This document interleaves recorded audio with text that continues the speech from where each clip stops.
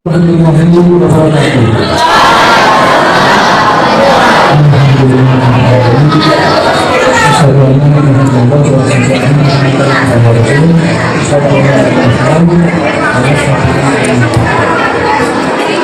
Pertama-tama yang terakhir di SMP sampai kebetulan ada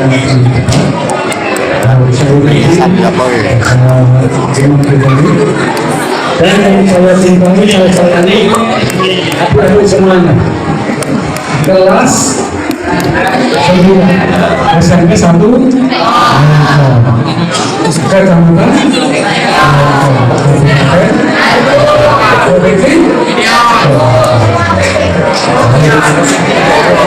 Oke, semuanya saya pengen tahu dulu sebelum saya mulai ya. Kira-kira adik-adik perempuan, cewek, adik-adik yang laki-laki semuanya sudah siap menerima apa yang kami sampaikan. Jawab, sudah siap atau belum? Siap. Sudah siap apa belum? Baik, kalau sudah siap menerima apapun yang perlu kami sampaikan ini, saya minta tolong coba ada tantangan yang harus saya berikan kepada adik-adik. Ya. Tantangannya apa?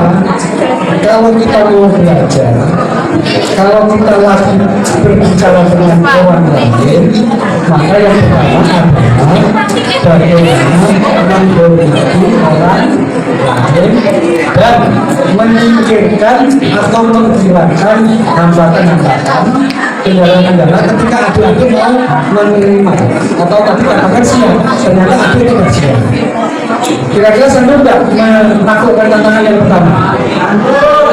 Cewek-cewek udah ambil, sanggup nggak? Sanggup. Kalau sanggup, satu, biarkan kendala hambatan kalian menerima sesuatu dari saya, HP-nya di-off-kan selama 1 jam. Dimulai dari sekarang. Silakan. Bisa atau supaya apa? Supaya saya yang di sini dengan hati yang dalam nanti enak. Misalnya dua anak tidak ada yang kami sendiri, tidak ada yang sibuk dengan hubungan sendiri karena kita lagi berbicara. Disitulah pentingnya adik-adik belajar untuk apa? Menghur. Saya kata saya lagi, yang cowok HP-nya sudah dimatikan. Kira-kira kalau saya masih melihat adik-adik yang kepalanya mundur ke bawah dan sibuk dengan HP-nya sendiri, kira-kira diberi hukuman apa? Ditraktir mau nggak? Ada bagaimana?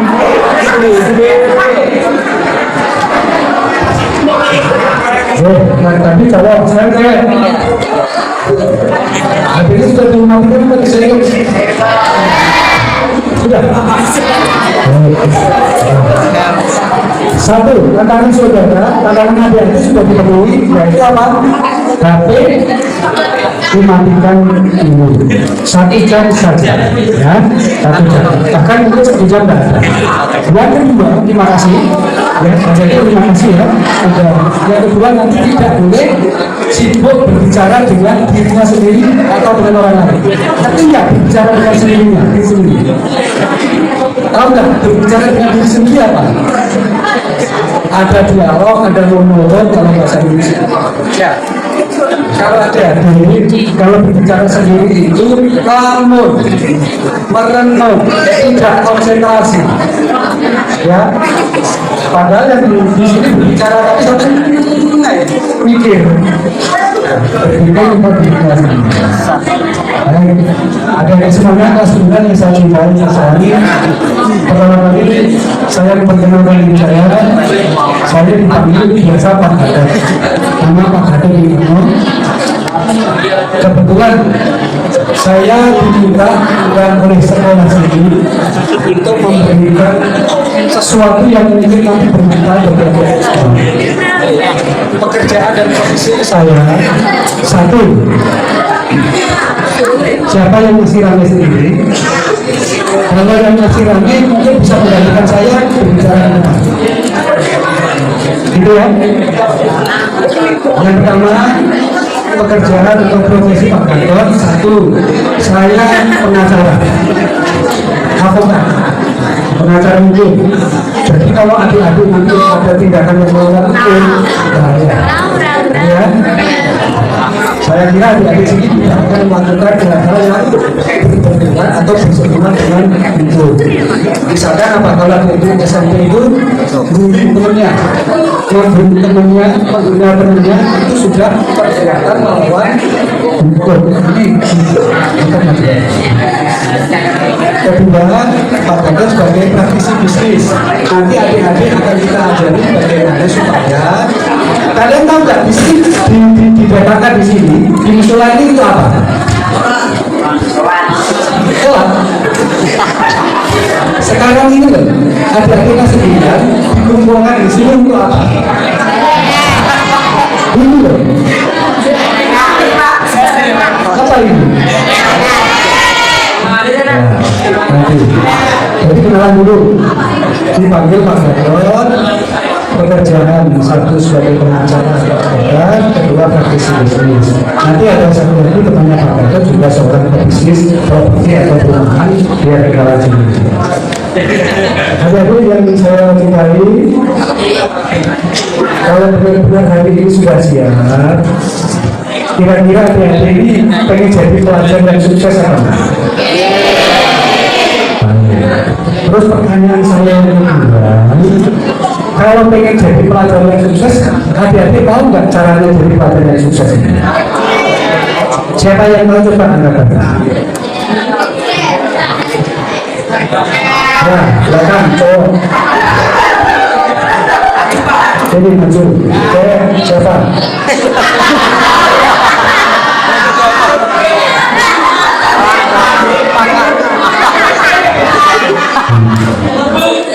Mas siapa? Namanya Mas siapa? Mas siapa? Tapi tak boleh tanya. Kan pengen jadi pelajar yang sukses.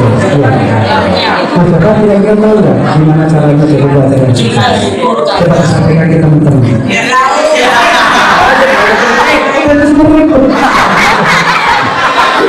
Tapi pakai tangan. Tidak sengaja. Oh, tidak sengaja. Ya. Tapi kalau jadi pelajar yang sukses kan?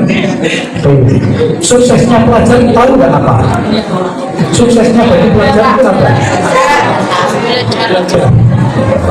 Misalkan berangkat tepat waktu, pulang tepat waktu itu sebuah kesuksesan bagi pelajar ya. Oh,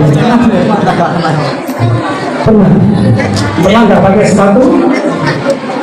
Saya sudah mas sembilan, jadi harus tahu sukses bagi pelajar itu apa, gitu ya. Nah, cewek, siapa tadi yang tahu pelajar sukses itu seperti apa dan bagaimana caranya? Dan besok pas kamu beres bisa. Ini siapa? Dasar keroyokan, siapa lain? Satu aja yang maju dasar keroyokan. Kelas 9.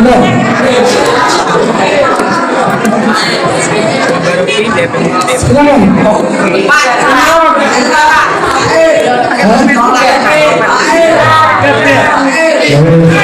Oke, baik. Saya anggap Pak Gatot berpikiran positif bahwa adik-adik saya kelas 9 ini semuanya sudah mengerti bagaimana sukses menjadi seorang pelajar dan siswa. Ya. Nah, hari ini Pak Gatot serta teman-teman akan memberikan sedikit ilmu tentang bagaimana nanti adik-adik tidak hanya sekedar sukses sebagai pelajar, tetapi sukses ketika nanti adik-adik menempuh jenjang pendidikan yang lebih tinggi sekaligus menjadi seorang yang mandiri.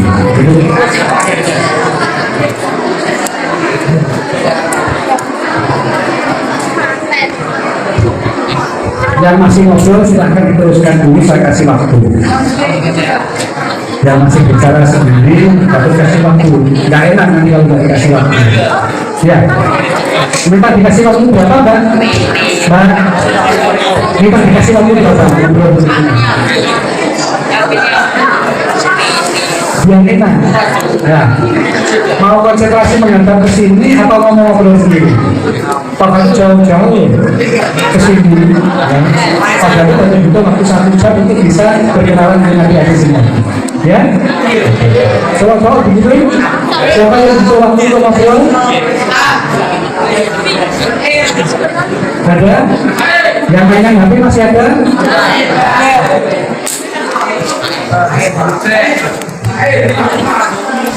Tidak ya, baik. Pada itu tadi memberikan pengantar kepada adik semua bahwa hari ini adik-adik mengikuti program yang namanya P5, Proyek Penguatan Profil Pelajar Pancasila. Sehingga adik-adik nanti diharapkan harus mengerti karakter pelajar yang Pancasila itu seperti apa. Sudah siap? Lalu bertemu siap ya? Ya, baik. Baru kali ini Pak Gatot itu ngajaran SMP. Biasanya anak kuliah nanti, minimal anak SMP. Baru kali ini ngajar anak SMP. Tapi kalau Pak Gatot ini, walaupun SMP kelas 9 sudah dewasa semua, sudah besar semua. Sudah. Jadi diajar mungkin sudah bisa, gitu ya. Siap ya? Baik. Adik-adik sudah siap nanti menerima ini? Sudah. Oke. Jadi adik-adik dikumpulkan di sini. Kita pengen adik-adik semua nanti bangsa ini, negara ini, pemerintah ini pengen bahwa adik-adik diharapkan menjadi pelajar yang berkarakter, pelajar yang berpancasila. Apa aja? Salah satunya adik-adik harus bisa mandiri, itu yang paling penting. Bisa berpikir kreatif, bisa bernalar, berlogika. Oke, baik. Apa tadi? Yang saya sebutkan tadi apa? Mas, disuruh apa tadi? Ya dari apa tadi? Kalau semua belum. Kalau enggak konsentrasi saya tanya langsung, biar pinter ya. Tapi Pak Gatot hanya menyebutkan 3. Salah satu karakter pelajar Pancasila itu 1 mandiri, kreatif, bernalar. Ya, padahal ada 6. Nanti kalau saya sebutkan semua lupa. 3 saja. Mas, apa tadi? 3 tadi apa?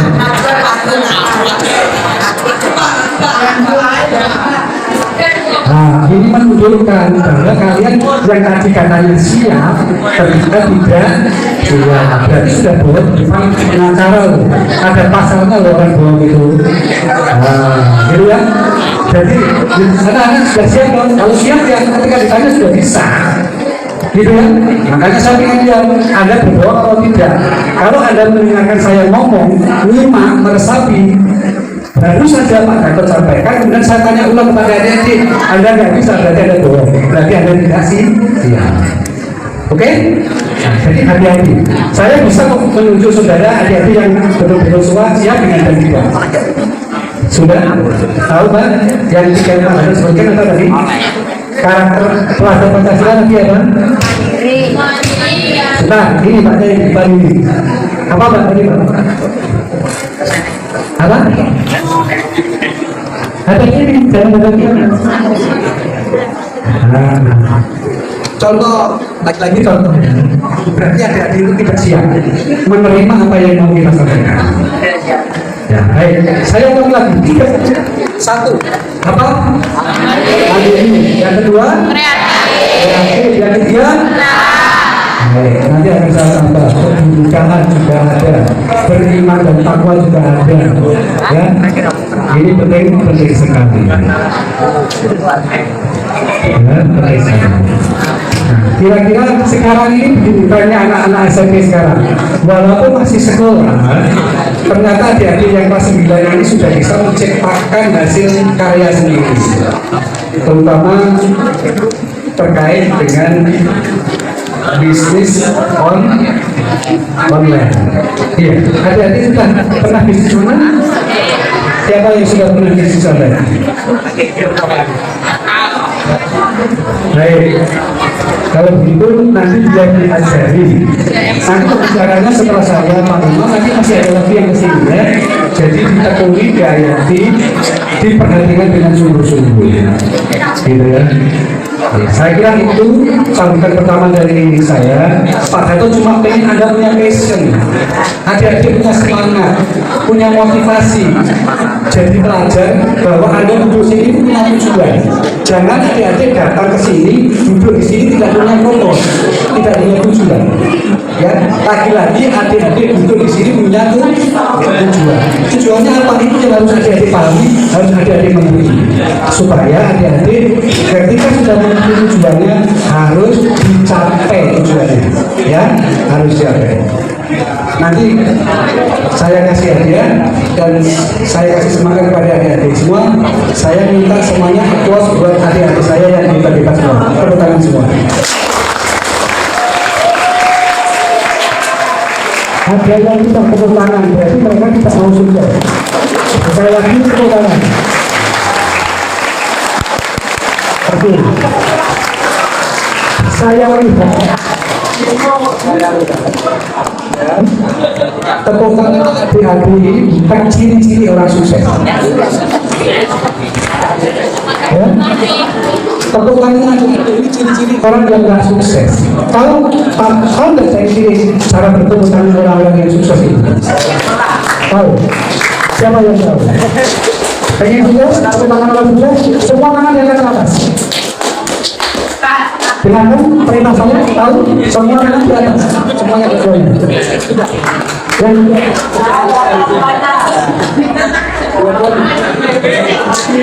sudah semuanya silakan tepuk tangan di atas.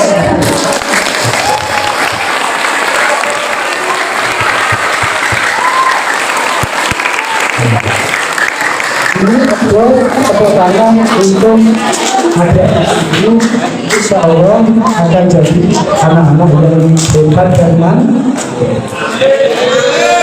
dari Pak Gatot cukup sekian. Lanjutkan Pak Imam, lagi lagi sebelum Pak Gatot duduk diri, tepuk tangan untuk kalian.